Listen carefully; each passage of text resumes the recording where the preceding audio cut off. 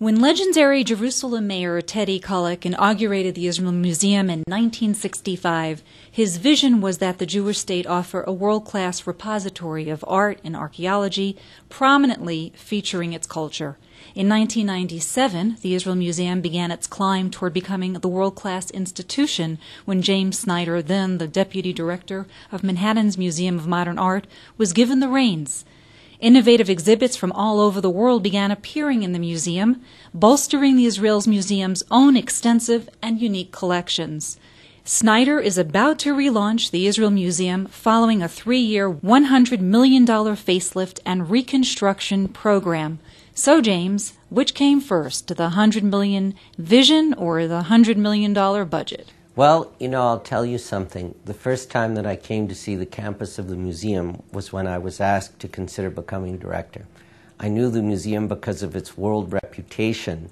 In a very short period of time, at that point, I think 31 years, the museum had become one of the strongest encyclopedic museums worldwide, and with a very, very strong and active program in modern and contemporary art, which are my own fields.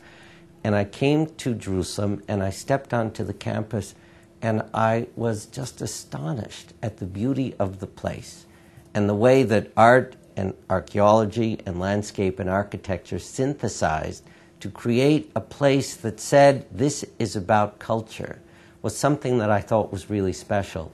Oddly, I had a vision that day of how to take the museum from the potential that it clearly had to a higher level that would really be about showing how here, perhaps more than any other museum setting anywhere else in the world, you could make a statement about universality and material culture, starting from the beginning of time and coming to the present.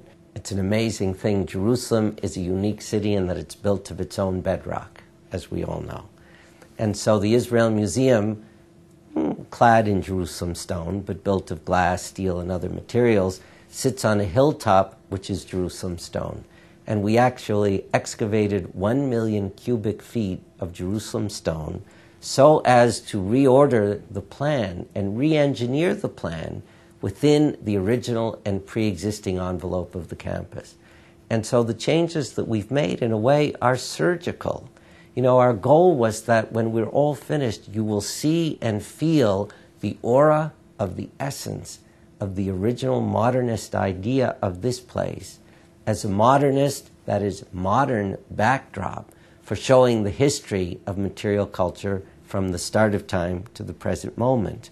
In the last 2 years, while our reconstruction program has been ongoing, I think we circulated exhibitions to 19 venues on 4 continents worldwide from the Israel Museum.